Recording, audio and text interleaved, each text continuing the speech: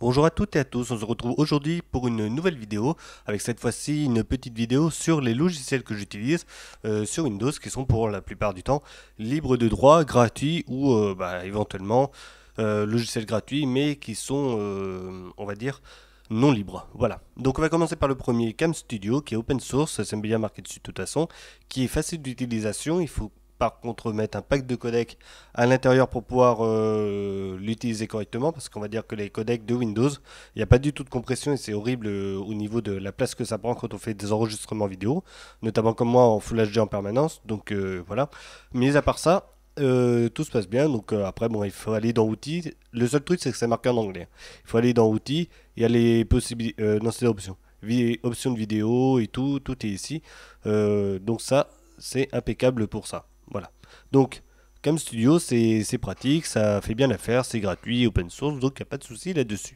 Alors après, donc les logiciels que j'utilise vraiment sont ici. Donc il y a VLC, VLC qui est un lecteur multimédia que tout le monde connaît maintenant, qui est disponible sur toutes les plateformes, donc ça c'est très bien, ça fonctionne, c'est léger et tout, et ça permet de lire vraiment toutes les vidéos, tous les formats et tout. Voilà. Donc c'est vraiment bien, ça fonctionne sous Linux, Windows et Mac évidemment, sous Android, iOS maintenant, donc ça c'est bien de ce côté-là, et éventuellement je pense plus tard sur les plateformes Windows mobile à l'avenir. On verra ça par la suite. Il y a 7zip qui est un décompresseur de fichiers vraiment très efficace. Il compresse aussi, hein, de toute façon, il décompresse les zips, les RAR sans aucun souci sur Windows. Bon, c'est pas disponible sur Linux, mais de toute façon, il a son équivalent. Il y a des zippers sans aucun souci. Et par contre, pour les archives en RAR sous Linux, il faut en prendre un autre. C'est Xarchiver qui est pas mal aussi. Mais sinon, pour Windows, 7zip, c'est vraiment très bien. Ça fait très bien l'affaire. Et c'est totalement gratuit et libre de droit. Donc, très bien. TeamViewer. Alors TeamViewer qui lui, c'est tout simplement le logiciel qui permet de voir l'écran de l'ordinateur d'une autre personne. C'est souvent utilisé pour aider les autres personnes. Donc il y a une partie gratuite, celle que j'ai évidemment non commerciale, et l'autre qui est commerciale pour les entreprises, qui elle par contre est totalement payante. Donc voilà, c'est pour ça que c'est pas libre de droit. Il y a une partie qui est gratuite pour nous, donc ça c'est cool, mais l'autre partie pour les entreprises, il faut qu'ils mettent la main au porte-monnaie. Mais mis à part ça, il est facile d'utilisation et tout, et ça permet de dépanner quelques personnes qui en ont besoin, qui ne savent pas trop utiliser l'ordinateur, et quand on est à distance, c'est plutôt pratique. Voilà. GIMP, évidemment, on le connaît tous, hein, maintenant, c'est bien évidemment pour traiter des images. Je vais le mettre de toute façon, qu'il est disponible sur toutes les plateformes, Windows, Mac et puis Linux évidemment. Donc c'est celui qui ressemble de plus à Photoshop, sans que ce soit aussi complet bien évidemment, mais ça fait vraiment très très bien l'affaire pour un logiciel qui est totalement gratuit, c'est vraiment cool. Maintenant qu'il est performant et tout, il va y avoir bientôt la 2.10 qui va arriver, c'est en cours de programmation. Voilà, donc faut attendre encore un petit peu, hein, c'est pas tout de suite qu'on va l'avoir. Gageons que ce soit pour 2018, ce serait vraiment cool. Surtout qu'il y a vachement de choses qui sont dites dessus qui pourraient être sympas au niveau des améliorations. Donc ce qui est bien, c'est qu'on pourra ajouter des filtres et tout. Donc là par exemple Gmic, bon il n'y a pas d'image, mais bon bref, qui est un ajout tout simplement qui permet d'avoir pas mal de choses à l'intérieur, plein de filtres et tout. C'est cool pour pouvoir justement manipuler les images. Ensuite, LMMS, bon, lui c'est pour faire de la création audio. Voilà, donc ça c'est plutôt cool aussi. Franchement, il y a pas mal de choses que l'on peut faire et tout. Ça ressemble un petit peu à Fruity Loops Studio pour ceux qui connaissent plus la MAO, donc la musique assistée par ordinateur, notamment musique électronique, rap et trap. Donc voilà, c'est vraiment pas mal pour faire tout ça. Bon, évidemment, pour faire de la musique classique et tout, c'est pas ce qu'il y a de mieux quand même, hein, ça faut l'avouer. Ni pour faire du rock, autant passer directement sur des vraies machines, non, sur de vrais instruments que là-dessus. Mais pour faire de la techno et tout, franchement, c'est cool. J'ai même fait une petite musique, si vous voulez, je vous mettrai le lien dans la description. C'est vraiment de la techno pure et dure que j'ai fait avec, un petit peu l'ancienne. C'était justement pour voir, puis je l'ai mis sur YouTube par la suite. Voilà. Donc LMMS qui est vraiment pas mal, il fonctionne sur toutes les plateformes, Linux, Windows et macOS, et c'est libre de droit sans aucun souci. Voilà, on peut même rajouter quelques instruments que l'on peut télécharger sur le site même d'LMMS, c'est franchement génial. Mozilla, bon bah Firefox tout le monde connaît hein, bien évidemment. Donc ça c'est le navigateur que j'utilisais jusque là.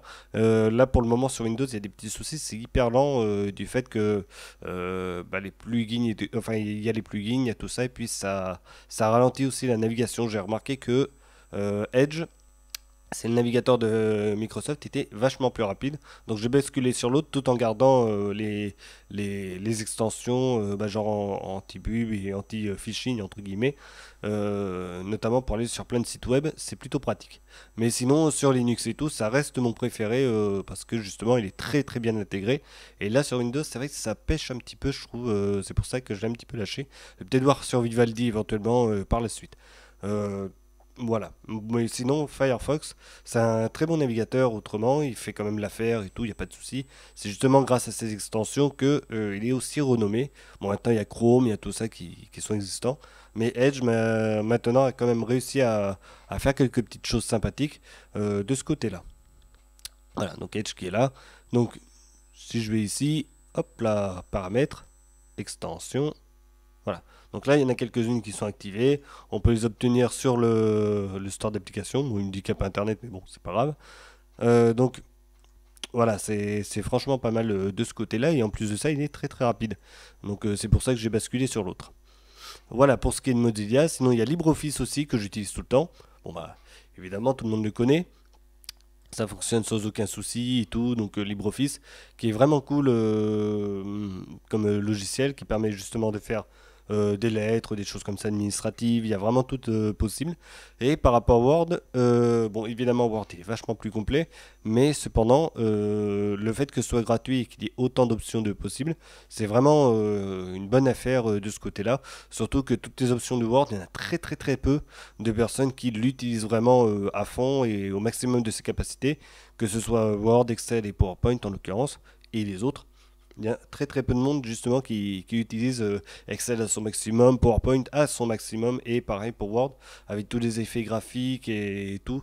Non, franchement, autant aller sur LibreOffice pour faire des lettres et tout, c'est quand même beaucoup mieux que Word. Euh, enfin, entre guillemets, hein, c'est parce que justement c'est gratuit pour faire juste de l'écrit, des lettres, quelques PowerPoint vite fait simplistes pour pouvoir faire des petites présentations, notamment pour les étudiants. Ça fera très très bien l'affaire. Il n'y a pas besoin d'avoir des milliers d'effets, des choses comme ça. Et puis LibreOffice s'en sortira très très bien. Audacity, alors Audacity, j'utilise surtout sur Linux. Sur Windows, malheureusement, ça a du mal un petit peu avec le codec, à part le MP3 qui fonctionne bien. Mais sinon, bah voilà, c'est un truc que j'utilise surtout sur Linux, mais qui est compatible avec toutes les plateformes. Et sur Windows, évidemment, j'enregistre pas mal avec Audacity. Voilà, donc ça c'est plutôt pas mal. De ce côté-là, on peut enregistrer en Wave, MP3 et tout.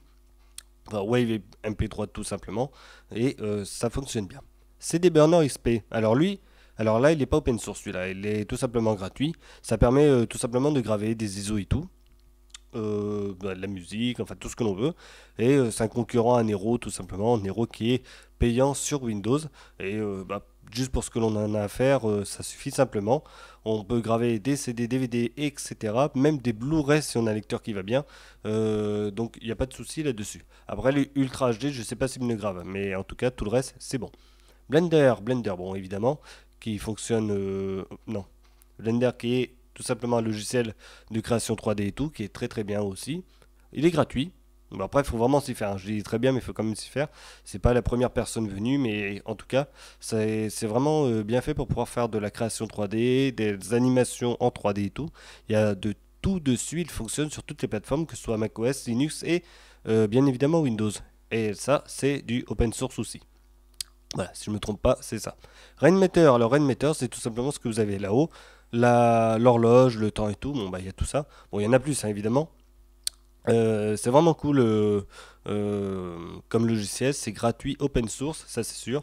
Et franchement, ça fait très très bien l'affaire pour faire personnaliser un petit peu son bureau Windows. Alors pour Linux, c'est Conquis pour son équivalent, et puis pour Mac, je sais pas, je sais même pas si ça existe. Mais pour Linux, c'est Conquis, ça permet d'avoir pareil des trucs sur le bureau, des gadgets, des choses comme ça. Bon, j'ai pas voulu en mettre de trop, juste la météo, la date, je trouvais ça sympa, et puis voilà. Alors après, si vous voulez aller tout simplement chercher des skins sur Internet, donc on va aller sur DeviantArt, comme ça vous verrez bien. Ça, alors. Ce qui est bien, c'est qu'avec Edge, il reconnaît directement le truc que l'on veut, hein. Ça, c'est cool aussi. Donc voilà, DeviantArt, il y a vraiment tout dessus. Ça, c'est pas mal. Alors voilà. Alors là, je vais marquer Rainmeter. C'est parti. en avant, en avant, en avant. Voilà, donc Rainmaker qui se trouve ici. Donc il y a plein de petites choses qui sont présentes que l'on peut avoir sur le bureau. Donc on va aller dessus. Voilà, alors là il doit y avoir un truc dans ce genre là. Voilà.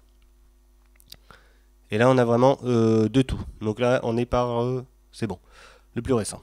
Donc voilà ce que l'on peut avoir dessus, des gadgets comme un petit peu comme ce que l'on peut avoir sur Windows 7 ou Android, là c'est un skin un peu Android, voilà, où on peut avoir carrément d'autres choses de présentes, du simple au futuriste au niveau du design, comme ici c'est plus futuriste, et là c'est plus simple de ce côté-là, donc voilà, il y a vraiment de tout, et après c'est au bon vouloir, ou plutôt au goût de la personne, et c'est vraiment, vraiment personnalisable à souhait, il suffit de le télécharger après, grâce justement au petit logiciel de Rainmaker, et bien on peut y avoir accès à pas mal de choses. Voilà, il est là. Donc gérer Rainmaker, donc on a tout, on a les thèmes, les skins, les thèmes, on a tout ici. Donc c'est pour ça que je dis, c'est assez simple. Il suffit de télécharger, une fois que vous double-cliquez sur le skin que vous avez téléchargé, il vous propose de l'installer. Et c'est pour ça que je dis que c'est assez simple. C'est gratuit, libre, mais c'est très très simple, contrairement à Conquis, qui est un tout petit peu plus compliqué. Bon après il faut le prendre en main aussi, mais c'est vraiment pratique. Donc voilà, Rainmaker, c'est pour ça, vous le téléchargez sur le site, hein, sur le site même du développeur. Si vous vous amusez à chaque fois d'aller sur Net TV ou des choses comme ça, sur net.com je veux dire, ou sur, je sais pas, Clubic ou des choses comme ça, souvent vous récupérez aussi de la pub avec. Donc autant le faire pour les logiciels libres, télécharger chez le développeur même, chez le site du développeur. Xmind, alors Xmind c'est tout simplement pour, c'est gratuit aussi, c'est tout simplement pour faire apparaître des applications Linux sur son Windows. Donc là, c'est tout simplement pour le bash Ubuntu qui est ici. Voilà, donc là, j'ai tout simplement le bash d'allumé. C'est directement l'application qui me permet d'émuler du Linux. Donc là, en l'occurrence, c'est du Ubuntu. Alors, je ne sais plus laquelle des versions est active. Il me semble que ça doit être la 15 quelque chose, si ce n'est pas la 16. Mais en l'occurrence, ça fonctionne très bien. Alors là, je vais taper Tunar, par exemple. Voilà, et là j'ai tout simplement Tunar qui vient d'arriver. Voilà, je peux l'agrandir, ça s'adapte très bien aux applications. Voilà, donc aucun souci là-dessus. Ok, ok pour Tunar. Après si je tape, alors je sais plus si je l'avais mis, OpenShot. Oui j'avais mis. Donc il va s'allumer. Voilà, on a OpenShot qui vient de s'allumer, vraiment comme ce que l'on connaît sur Linux, et ça fonctionne très très bien, regardez, hop, ça prend tout, il y a même le design qui va bien et tout, donc tout est nickel. Là-dessus, c'est vraiment génial pour ça. Donc Xmind, j'utilise pour ça, quand j'en ai besoin. C'est rare, mais je peux l'allumer pour tester des choses et tout, et c'est plutôt pas mal. Alors après, il n'y a pas de son, hein, il n'y a pas de pilote pour le son. Ce serait bien qu'ils en mettent un justement pour pouvoir émuler des logiciels graphiques comme ce que l'on vient de voir là, comme je sais pas, KDE Live, rien que ça, ou OpenShot pour faire du montage vidéo. Ce serait vraiment super génial si on pouvait avoir les logiciels Linux qui nous permettent de travailler sur du montage vidéo, sur du montage audio, et là ce serait vraiment génial, notamment pour Audacity qui pourrait avoir une autre dimension avec tous les codecs FFmpeg que l'on pourrait avoir sur Linux qui seraient installables directement via le terminal. Donc ça c'est vraiment génial, et bon, on attend de savoir ce qui va sortir par la suite. Normalement c'est pas censé arriver comme ça, on verra dans quelques années, mais voilà. Donc en gros, c'est ça ce que j'utilise comme logiciel, c'est surtout du gratuit. C'est que du gratuit de toute façon et surtout du libre pour la plupart, voilà, libre de droit. Et après, bon bah évidemment, je m'en débrouille très très bien. Et après, quand il y a vraiment des choses un peu plus pointues que j'ai à faire, comme du montage vidéo, je bascule sur Ubuntu parce qu'il y a un dual boot là-dessus. Alors, voilà comment c'est. Ah, ça va pas se voir ici, mais le disque dur là, il y a une partie 165 Go qui est là, et le reste du SSD, ça appartient à Ubuntu évidemment. Windows ne peut pas le lire. Tout le reste, c'est des disques durs internes. Voilà. Donc, oui, parce qu'il y a des disques durs, plein de disques durs dedans. Voilà, c'est pour de la sauvegarde. Voilà comment c'est. Donc, dès que j'ai besoin de travailler sur l'audio et sur de la vidéo pour faire du montage et tout, je bascule sur Linux directement et je travaille là-dessus, sachant que justement, vu que tous mes documents sont en externe, donc je vais revenir dessus. Voilà, comme vous voyez, tout ça, les 3 disques durs, c'est ce qui est à l'intérieur de la boîte. Et tout ça, justement, c'est accessible via le Linux et via le Windows. Donc c'est vraiment pas mal. Et ça me permet de travailler, quand j'ai besoin de faire du montage vidéo, sur le Linux ou sur le Windows. Voilà. Bon, sur le Windows, j'en fais jamais, hein, bien évidemment. Voilà. Donc, et après, le petit soft gratuit que j'ai, je sais pas si c'est libre de droit ou quoi que ce soit, mais c'est Clover. Alors, Clover, ah bah, justement, on y revient dessus. Clover, ça permet d'avoir des onglets sur le navigateur des fichiers. Alors, c'est vraiment pas mal, tout simplement parce que voilà, je vais dans plein de documents, des choses comme ça. Donc, c'est vraiment, vraiment bien. Je vais aller dans téléchargement, par exemple. Là, je vais ouvrir autre chose. Qu'est-ce que je peux ouvrir? Le bureau. Voilà. Et là, par exemple, l'image Obervenge, hop, et ben, je peux la copier directement en faisant glisser, déposer. Et là, on voit bien que elle a été déplacée vers l'autre dossier. Et pareil ici, hop, voilà, et ça revient ici. Donc c'est bien pour ça, ça fait vraiment le travail des onglets tels que l'on connaît sur Mac et sur Linux. Donc c'est cool. Alors après, il y en a qui n'arrivent pas à l'installer ou ça bug et qui n'arrivent plus à le désinstaller. Donc à voir. Moi personnellement, j'ai jamais eu de soucis. Je sais qu'il y en a qui ont eu quelques petits soucis parce qu'il y a une vidéo d'un youtubeur, c'est Guy, c'est GUI pour la personne, qui a présenté quelques logiciels, notamment sur Windows, qui étaient très bien, dont celui-là. Et il y en a pas même quelques-uns qui se sont plaints justement des petits soucis qu'ils ont pu avoir. Donc à voir. Mais par contre, il y a Qt-Tab qui est vraiment bien fait. Après, c'est un petit peu différent au niveau de la philosophie. C'est aussi, là, c'est open source pur et dur. Mais c'est plus compliqué pour l'installer. Voilà, c'est pas pareil, il faut le paramétrer et tout. Mais sinon, dans les deux cas, les deux fonctionnent à peu près. Mais comme j'ai dit, Clover, là, qui est là, pour le navigateur de fichiers, faut y aller doucement, voir si ça fonctionne ou pas autrement. Mais pour moi, personnellement, jamais eu de soucis. Je les ai installés sur plusieurs machines, sur plusieurs machines en l'occurrence, et il n'y a jamais eu de soucis. Voilà.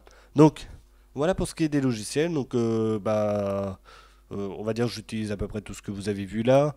Évidemment, il y a des applications dans Windows que j'utilise, évidemment, qui sont déjà préinstallées. Je ne vais pas aller chercher obligatoirement d'autres logiciels s'il n'y en a pas besoin, ça ne sert à rien de l'alourdir.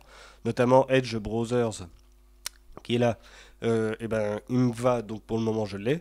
Et je l'utilise, donc voilà, ça sert à rien des fois de chercher absolument l'alternative. C'est comme le courrier qui est là. Le courrier qui se trouve là, je vais pas l'allumer, il y a mes documents. Je vais pas télécharger Thunderbirds ou quoi que ce soit, alors que celui-là me va très bien. Voilà. Donc, et puis en plus, alors je vais vous montrer, hop. Voilà, vous voyez, ça s'allume très très vite. Là, j'éteins le navigateur internet, je le lance, hop, ça se lance immédiatement. C'est tout instantané. Donc, pourquoi aller chercher des choses un peu plus lourdes alors que c'est déjà préinstallé là-dessus. Donc, voilà. Donc, moi, j'ai la philosophie, tous les logiciels dont j'ai besoin, je vais au maximum les télécharger gratuitement, enfin chercher ceux qui sont libres et gratuits. Et après, bah, pour tout le reste, si vraiment ça me suffit ce que j'ai à l'intérieur de la machine, eh ben, je le laisse tel quel. C'est comme l'application photo. Alors l'application photo qui est ici, moi, elle me va très très bien, elle me suffit entièrement. Voilà. Donc juste pour visionner les images et tout, voir et retoucher quelques petites choses, ça me suffira très bien. Si vraiment j'ai envie de retoucher une image, je bascule sur GIMP et je vais vraiment faire de la retouche pure et dure et ça me suffira. Voilà pourquoi je rajoute pas obligatoirement des choses, des visionneuses ici et là dessus. Voilà, donc c'est fini pour la vidéo. On se retrouve pour une prochaine. J'ai vu qu'il y avait quelques petites choses qui étaient sorties en distribution. Bon, il n'y a pas trop de choses intéressantes. Pour le moment, c'est un petit peu calme. Bon, je dis ça tout simplement parce que sur les distributions, à chaque fois, c'est toujours la même chose. On retrouve toujours le même bureau, les mêmes logiciels et tout. C'est pour ça que je ne fais pas à chaque fois des vidéos. Je préfère en faire une quand il y a quelque chose d'un petit peu nouveau.